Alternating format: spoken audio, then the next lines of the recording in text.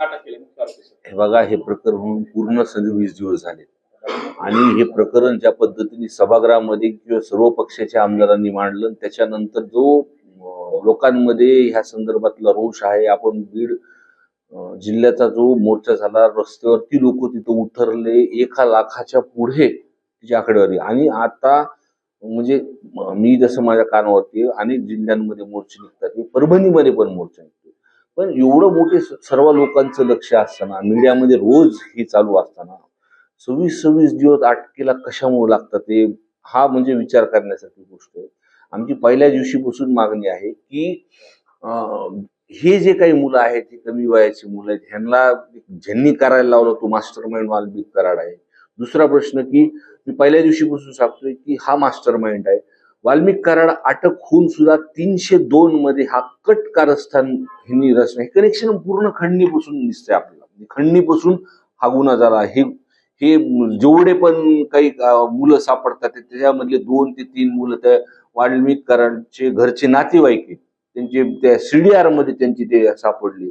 मग 302 मध्ये आपण त्यांचं नाव कट कारस्थान म्हणून आपण का घेतलं? आणि कुठेतरी राजकीय संरक्षण हे धनंजय मुंडे साहेबांकडून मंत्री असल्यापासून भेटतं. 26 दिवस ज्या पद्धतीने ह्यांची अटके होतात, आता एखाद्या पिक्चर स्टाईल मध्ये वाल्मिक कराड गाडीमध्ये येतात, जो गाडी चालक आहे काहीतरी त्याचं नाव मोराळे, तो तिथं अनेक त्या घटनास्थळी माझं मसाजोगला जेव्हा काही मोठे नेते येतात त्यांच्या मागे गाडी लावून असतो तो. हा विषय विचार करण्यासारखा. परत मला जी माहिती आहे की 28 तारखेपर्यंत, म्हणजे किती दिवसापासून, 5 दिवस असतील, 6 दिवस असतील, हे पूर्ण दिवस माहित नाही, पण हॉस्पिटलचं नाव माझ्या कानावरती आलेलं आहे आणि मी एक ते पत्र देणार आहे. हे पहिल्यांदाच आपण बघतो की आरोपी एखाद्या गुन्ह्यामध्ये, एखादा गंभीर गुन्हा झाल्यानंतर, पूर्ण महाराष्ट्राचं लक्ष असल्यानंतर आरोपी एखाद्या मोठ्या हॉस्पिटलमध्ये ऍडमिट होतो, मस्त टीव्हीवरती सगळ्या घडामोडी बघतो, मग त्याला कधी जमा व्हायचे, मग त्याचे धनंजय मुंडे साहेबांची जेव्हा वरिष्ठांची भेट झाल्यानंतर तो एका गाडीमध्ये येतो, तिथे जमा होतो. आज 26 दिवसानंतर सुद्धा बाकीचे आरोपी वेळेप्रमाणे त्यांच्या जमा होतात. काही वेळ दिला जातो ह्यांना काहीतरी पुरावे नष्ट करायला. माझी एक तर हे सर्व गोष्टीमध्ये मागणी मी पहिल्यापासून ठाम आहे. काही CDR मध्ये सुद्धा जे काही नाव मोबाईलचे मग मी आज पोलीस प्रशासनाकडे देणार आहे. दुसरी गोष्ट जी 28 तारखेला मला पूर्णपणे माहिती की जेव्हा हे मोर्चा निघाल्यानंतर 28 तारखेला काहीतरी रात्री त्यांनी तिथून डिस्चार्ज घेतलाय. मग त्या हॉस्पिटलमध्ये त्या CCTV फुटेजचं सुद्धा मी पत्र देणार की त्या कालावधीमध्ये कोण त्यांना तिथं भेटायला आलं होतं, काय चालू आहे प्रशासनाचं.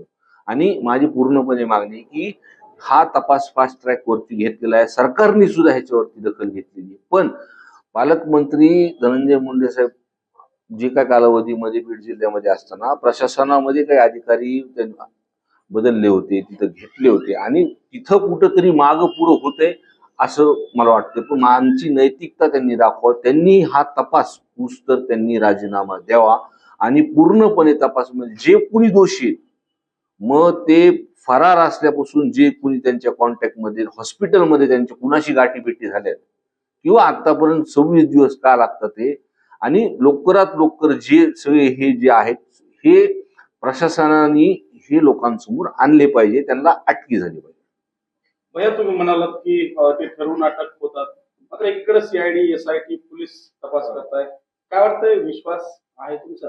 बघा, सरकारने ज्या पद्धतीने तिथं मांडणी केली, मी विरोधात जरी असलो तर काही गोष्टी मान्य केल्या पाहिजे की CM साहेब असतील, अजितदादा असतील, शिंदे साहेब असतील, त्यांचे सुद्धा जे आमदार आहेत तिथं त्यांनी ही मागणी केली.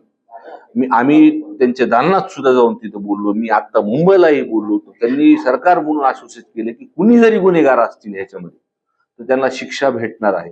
पण वस्तुस्थिती जी जिल्ह्याची आम्ही बघतो की जे काही मांडतोय आम्ही, ते पालकमंत्री असताना जे काही अधिकारी तिथं जिल्ह्यामध्ये आले होते तर त्यांच्यामुळंच काही ना काहीतरी संरक्षण, आज 26 दिवस झालेत ना सगळ्या गोष्टी, आणि कुणी हॉस्पिटलमध्ये ऍडमिट असतं, तिथून ते डिस्चार्ज होऊन तिथं येतात, हे 26 तारखेला हे अटक होतात. म्हणून एक संरक्षण म्हणून जे मंत्री आहेत म्हणजे धनंजय मुंडे साहेब, त्यांचं संरक्षण आहे, त्यांनी राजीनामा हा दिलाच पाहिजे.